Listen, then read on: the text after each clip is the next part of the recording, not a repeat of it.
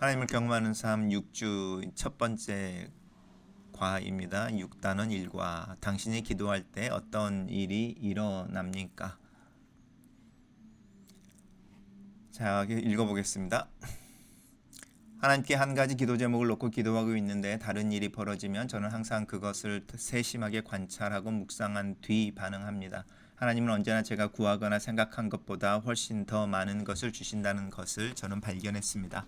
바울은 에베소서 3장 20절 21절에서 이렇게 말합니다. 우리 가운데 역사하시는 능력대로 우리가 구하거나 생각하는 모든 것에 더 넘치도록 능히 하실 이에게 교회 안에서와 예수 그리스도 안에서 영광이 대대로 영원무궁하기를 원하노라. 아멘. 우리 가운데 역사하시는 능력대로 우리가 구하거나 생각하는 모든 것에 더 넘치도록 하시는 하나님인 거죠. 하나님 당신에게 주시고자 하는 것이 무엇인지 알고서 그것을 위해 기도하는 것은 불가능할 것입니다. 오직 하나님의 영만이 하나님이 당신의 삶에서 무엇을 하고 계시는지 어떤 목적을 가지고 계시는지 압니다. 하나님이 당신에게 주시려고 하는 모든 것을 주시도록 하십시오. 고린도전서 2장 10절에서 12절 말씀인데 우리 옆에 있는 구절입니다. 읽어보겠습니다. 오직 하나님이 성령으로 이것을 우리에게 보이셨나니 성령은 모든 것 곧 하나님의 깊으신 것까지도 통달하시느니라. 사람의 일을 사람의 속에 있는 영 외에 누가 알리요. 이와 같이 하나님의 일도 하나님의 영 외에는 아무도 알지 못하느니라. 우리가 세상의 영을 받지 아니하고 오직 하나님으로부터 온 영을 받았으니 이는 우리로 하여금 하나님께서 우리에게 은혜로 주신 것들을 알게 하려 하심이라. 질문을 한번 살펴보겠습니다. 하나님이 당신이 구하는 것보다 더 많은 것을 주시기 원하시는데도 당신이 원하는 것만 받기를 원합니까? 아니면 하나님이 주시는 것을 받고 싶습니까? 하나님은 내가 구하는 것보다 더 많은 것을 주시길 원하신다. 그리고 우리 안에 계신 성령께서는 하나님께서 우리에게 주신 은혜로 주신 것들을 알도록 도와주신다라고 할 때 저는 제가 받기를 원하는 것보다 하나님이 저에게 주시는 것을 받기를 원합니다. 그러면 당신의 삶 가운데 하나님의 역사를 누가 가르쳐 줄 수 있습니까? 성령님입니다. 계속해서 교제를 살펴보겠습니다. 당신이 마을의 어떤 특정 구역에 교회를 세우고 싶어 한다고 가정합시다. 필요를 알기 위한 설문조사도 이미 끝난 상태입니다. 또 장기 계획도 세워 놓았습니다. 그리고 하나님께 당신이 하고 있는 일이 잘 되도록 인도해 달라고 기도했습니다. 그런데 하나님이 당신이 목적하고 있는 구역에 살고 있지 않는 아는 소수민족 사람들을 당신의 교회에 보내주셨습니다. 당신은 어떻게 하시겠습니까? 당신의 답에 표해 보십시오. 어떤 특정한 구역의 교회를 개척하기 위해 설문조사나 장기적인 계획을 다 세워놓고 그 일이 잘 이루어지기를 하나님의 인도하심을 구하고 있는데 그 구역에 살고 있지 않은 다른 소수민족의 사람들, 다른 지역의 소수민족의 사람들이 교회에 왔다. 어떻게 할 것인가? 하나님 우리가 계획한 대로 교회를 세우도록 도와주실 때까지 계속 기도할 것입니다. 좌절하고 기도를 포기할 것입니다. 특정 구역의 교회 대신 혹은 구역 교회와 함께 소수민족을 위한 교회를 세우는 것이 옳은지를 연구하기 시작할 것입니다. 기타인데요. 저는 새로운 가능성에 대해서 기꺼이 한번 탐색해 보겠습니다. 내가 기도하고 있는 제목들과 상황이 다르게 전개되어질 때 그곳에 혹시 하나님이 원하시는 뜻이 있는 건 아닌지 분별할 필요가 있다고 생각이 듭니다. 계속 보겠습니다. 저라면 위의 경우에 어떻게 할 것 같습니까? 저라면 곧바로 하나님께 나아가서 그분이 뭐라고 말씀하시는지 명확히 알아볼 것입니다. 제가 한 방향으로 일하면서 기도해 왔는데 하나님이 다른 방향으로 역사하실 때 저는 하나님이 하시는 일에 제 삶을 조정합니다. 위의 경우 당신은 당신이 원하는 일을 하면서 하나님께 그 일이 잘 되게 해달라고 부탁하든지 아니면 하나님이 역사하고 계시는 곳으로 가서 일하든지 양단 간의 결정을 내려야 합니다. 저희 교회는 밴쿠버 대학생들에게 특별한 관심을 두고 그들을 위한 선교를 시작했습니다. 우리는 가을 학기에 30명의 학생들과 더불어 시작했습니다. 봄 학기가 끝날 무렵에는 250명 정도가 성경 공부에 출석했습니다. 그 중에 3분의 2 정도는 외국인 학생들이었습니다. 우리는 이렇게 말할 수도 있었습니다. 우리에게 외국인들을 위한 선교 계획은 없습니다. 제발 다른 데로 가주세요. 그리고 하나님이 당신들에게도 복을 주시기를. 물론 우리는 그렇게 하지 않았습니다. 우리는 하나님이 우리 주위에서 일하고 계시는 일에 맞추어 우리의 계획을 조정했습니다. 우리 옆에 있는 구절입니다. 당신은 당신 자신이 원하는 일을 하면서 하나님께서 그 일이 잘 되게 하나님께 그 일이 잘 되게 해달라고 부탁하든지 아니면 하나님이 역사하고 계시는 것, 우리 계속 나오는 표현입니다. 하나님이 역사하고 계시는 곳으로 가서 일하든지 양단 간의 결정을 내려야 한다. 자, 영적인 집중력입니다.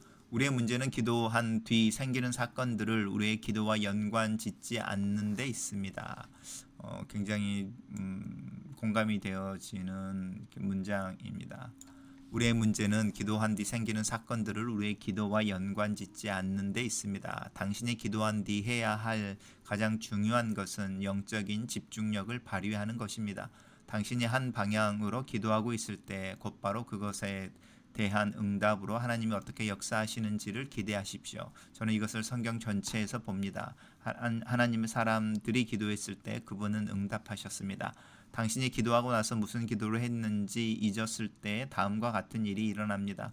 평소에는 일어나지 않던 일들이 그날 일어납니다. 당신은 그것들을 거북스럽게 여기고는 그것들을 제거하려고 노력합니다. 당신이 방금 기도한 것에 그 사건들을 연관시켜 보지 않습니다. 자, 저는 기도하고 나서 즉시 그 다음에 무슨 일이 일어나는지 살피기 시작합니다. 저는 제 인생에 일어날 일들에 제 인생을 조정할 준비를 갖춥니다. 기도할 때 제 마음에는 하나님이 응답하시지 않으리라는 의심은 절대로 생기지 않습니다. 하나님이 당신의 기도에 응답해 주시기를 기대하십시오. 그러나 응답을 받기 위해서는 계속 기다려야 합니다. 기도에 그분의 시간이 항상 옳고 최선입니다. 우리가 기도하고 나서 이제 우리 주변에서 일어나는 일들을 내가 기도한 기도의 제목과 연관해서 하나님이 어떻게 일하고 계시는지, 어떤 것을 말씀하시는지, 또 어디로 인도하시기를 원하시는지를 분별하는 것이 필요하다라고 이야기하고 있습니다. 이것은 비가 오기를 기도하는 기도회에 우산을 가지고 가라라고 하는 것과 어떻게 연결되어질 수 있는 건지 아니면 다른 이야기인지 우리 잠깐 고민해 보면 좋겠습니다. 우리가 하나님 앞에 기도하는 그 기도의 제목들이 있을 때에 그 기도의 제목이 그대로 이루어질 거다. 또 그대로 이루어지기를 원해라. 또 그것이 이루어진다는 걸 믿어라라는 것과 내가 그렇게 기도했을 때에 하나님께서 내 기도에 반응하셔서 뭔가 일하실 텐데 그 일하심을 살피는 것은 좀 다른 부분처럼 보입니다. 그래서 우리가 이제 비가 오기를 위한 기도회에 갈 때 우산을 가지고 가는 것이 맞는 것이지만 그렇게 우산을 가지고 가는 부분이 우리가 이야기하는 기도가 만약에 일주일 뒤에 비 오기를 놓고 기도하는 기도라면 상황이 다른 거죠. 그럴 때는 또 다른 부분이겠죠. 우리가 이제 어떤 기도를 하는가라고 하는 부분도 좀 고민해 볼 필요가 있습니다. 네, 이제 계속해서 저자가 이야기하는 부분은 우리가 기도할 때에 우리 기도가 그대로 이루어지는 것을 우리가 기대하기 전에 하나님이 우리의 기도를 통해 일하시는 것, 하나님이 일하시는 것에 초점을 좀 더 맞추고 우리의 기도의 응답이라고 하는 기도의 내용이 현실로 이루어지는 것을 보기 전에 하나님이 어떻게 상황들을 이끌어 가시는지를 먼저 분별해 봐라. 이제 이런 이야기를 하고 있습니다. 자, 다음 질문에 답하십시오. 당신은 한 가지 기도 제목을 놓고 지속적으로 기도한 뒤 기도 응답을 받지 못했거나 기도한 내용과는 동떨어진 응답을 받은 적이 있습니까? 네. 그죠. 뭐 지금도 그렇습니다. 지금 기도하고 있는 제목들이 있는데 이제 그 기도의 제목들이와는 다르게 이제 상황들이 연결되어지는 것을 경험하고 있습니다. 위에 적은 경험들을 다시 읽어보고 그런 경우 당신이 반응할 수 있는 일들을 나열해 보십시오. 실망할 수도 있고요. 아니면 하나님이 새로운 길을 열어주시길 원하시는 기대로 기다릴 수도 있고요. 하나님 내 기도에 어떤 형태로든 간에 반응하시고 더 좋은 것, 더 많은 것을 주려고 일하신다라고 하나님이 일하심을 기대할 수도 있습니다. 당신은 현재 하나님이 허락하시지 않는 어떤 것을 위해 기도하고 있습니까? 예라고 말할 수 있습니다.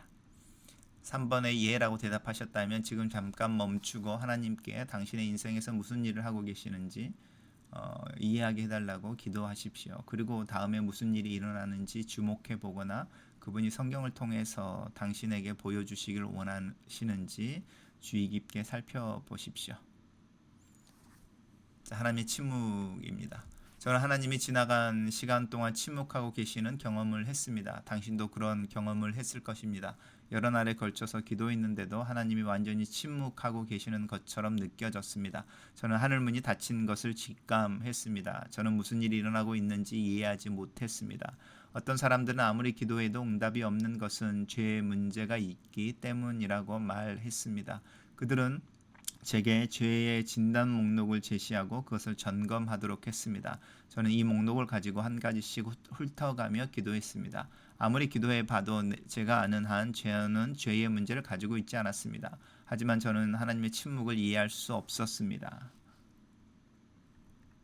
당신은 성경에서 이런 경우를 당한 사람을 기억하십니까? 욥입니다. 그의 친구들은 그 모든 것이 죄 때문이라고 했습니다. 욥은 계속해서 내가 알고 있는 한 하나님과 나는 올바른 관계에 놓여 있다라고 말했습니다. 욥은 하나님이 그때 무슨 일을 하고 계시는지 이해하지 못했지만 그 친구들은 틀렸습니다. 하나님이 하고 계신 일에는 다른 이유가 있었던 것입니다.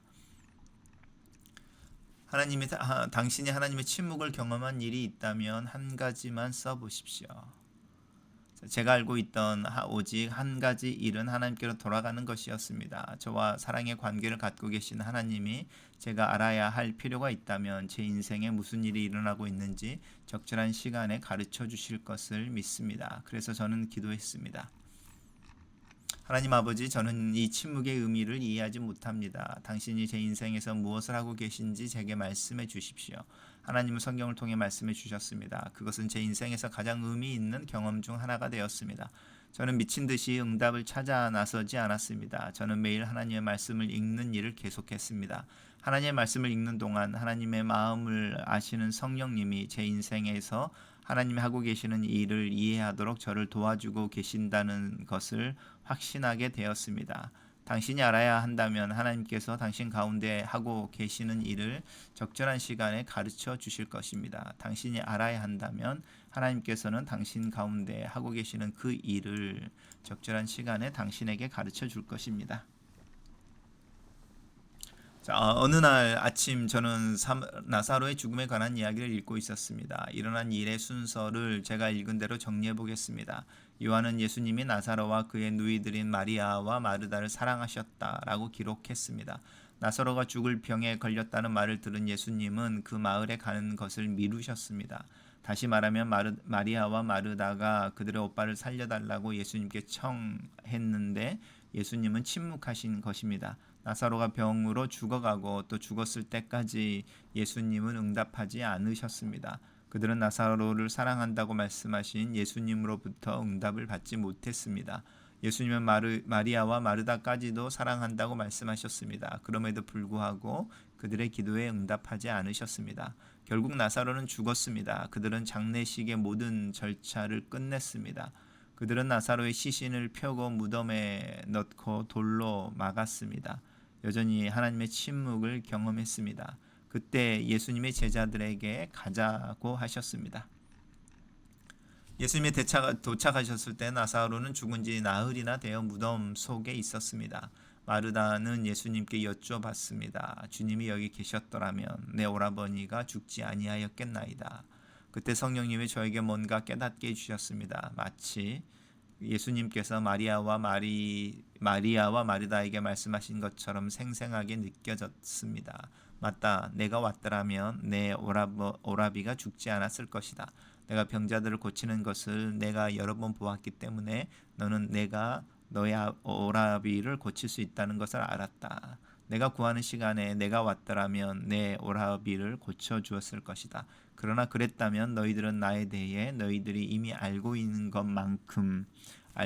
것만큼밖에는 나를 알지 못했을 것이다. 나는 너희가 나에 대해서 이미 알고 있는 것보다 더욱 깊이 알 준비가 되어 있음을 알았다. 나는 너희들에게 내가 부활이요 생명임을 알게 되기를 원한다. 나의 침묵은 너희를 저버린 것이 아니었다. 그것은 너희가 지금까지 전혀 몰랐던 나 자신을 너희에게 보여주려는 기회였다. 자, 그 진리가 점점 뚜렷해지자 저는 한버터면 제가 앉아있던 의자에서 용수철처럼 튀어오를 뻔했습니다. 그것이 내 인생에서 일어나고 있는 일이구나. 바로 그거야. 하나님의 침묵은 내가 전혀 알지 못하던 그분 자신의 놀라운 부분을 내게 보여주실 준비가 되어 있다는 뜻이야. 저는 즉시 하나님에 대한 저의 마음의 자세를 바꿨습니다. 저는 간절히 기대하는 마음을 가지고 하나님이 그분 자신에 대해서 무엇을 가르쳐 주시는가 주목하여 살피기 시작했습니다. 그리고 준비되고 기대하는 마음 없이는 절대로 감지할 수 없었을 일들이 제 인생에서 일어나는 것을 경험했습니다. 당신이 기도하는 동안 하나님이 침묵하실 만한 이유 두 가지는 무엇입니까? 하나님께서 내 기도에 침묵하실 때는 하나님과 내 사이에 문제가 있거나 아니면 하나님이 하나님 자신에 대해서 제가 더 많이 알기를 다른 면을 알기를 원하실 때 그렇다 이제 이렇게 이야기합니다. 요즘도 저는 기도한 후 하나님의 침묵을 경험할 때 죄의 진단 목록을 훑어내려가면서 기도합니다. 종종 하나님의 침묵은 죄의 문제 때문이기도 합니다. 제가 회개하지 않는 죄가 있으면 먼저 고백하고 정정합니다.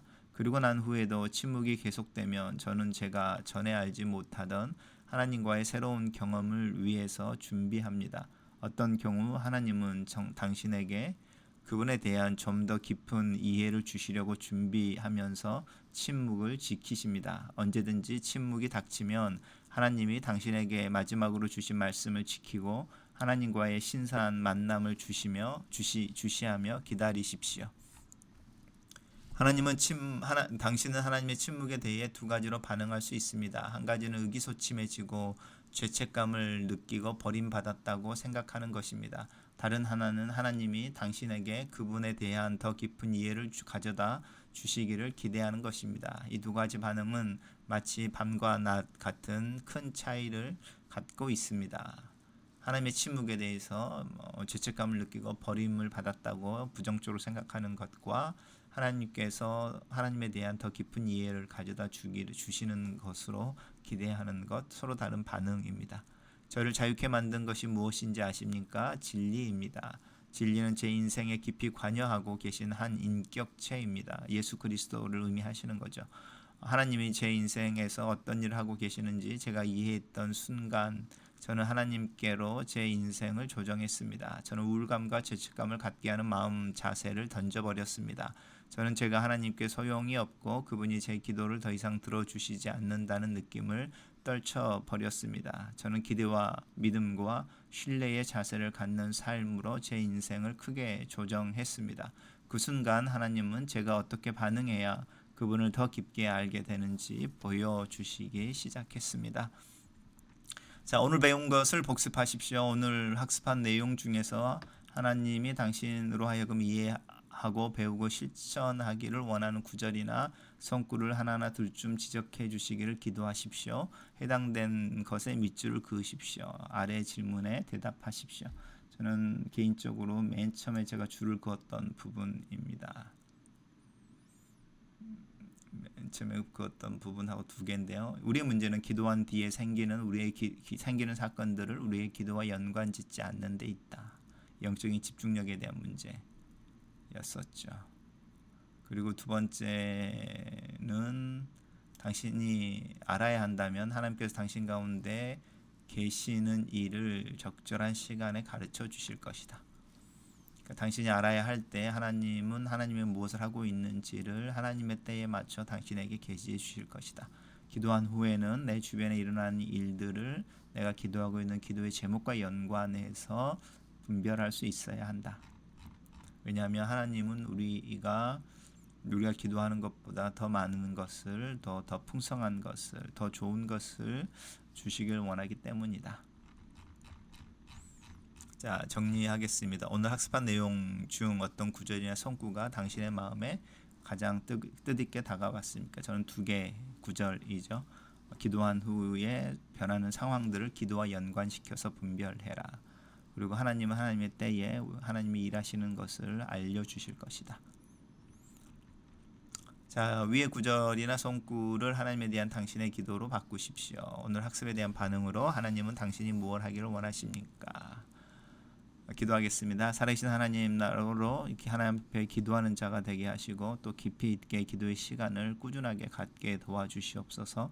또 기도할 때에 내 주변에서 일어나는 일이 내가 하고 있는 기도의 내용과 어떤 연관이 있는지를 살필 줄 아는 인내와 분별력과 지혜를 더하여 주시고 또 하나님께서 하나님의 때에 하나님이 일하고 계시는 것을 저에게 보여주셔서 제 삶이 하나님이 일하시는 곳에 있기를 또 하나님의 일하심에 동참하기를 인도하여 주시옵소서. 예수님 이름으로 기도합니다. 아멘. 자, 오늘 공부했던 내용의 요점입니다. 오 하나님, 만일 제가 하나님이 주시려는 것보다 모자라는 부탁을 올리면 제 부탁은 무효로 해 주십시오. 오직 성령님만이 하나님께서 나의 인생에서 무엇을 하고 계시는지 어떤 목적을 갖고 계시는지 아신다. 내가 알아야 한다면 하나님은 내 인생에서 무엇을 하고 계신지 적절한 시간에 알려주신다. 하나님의 침묵은 종종 죄의 문제에서 비롯된다. 어떤 경우 하나님은 나에게 그분에 대해서 좀 더 깊이 이해시키려고 준비하시면서 침묵을 지키신다. 자, 오늘 6과 첫 번째 단원 6주 첫 번째 공부였습니다.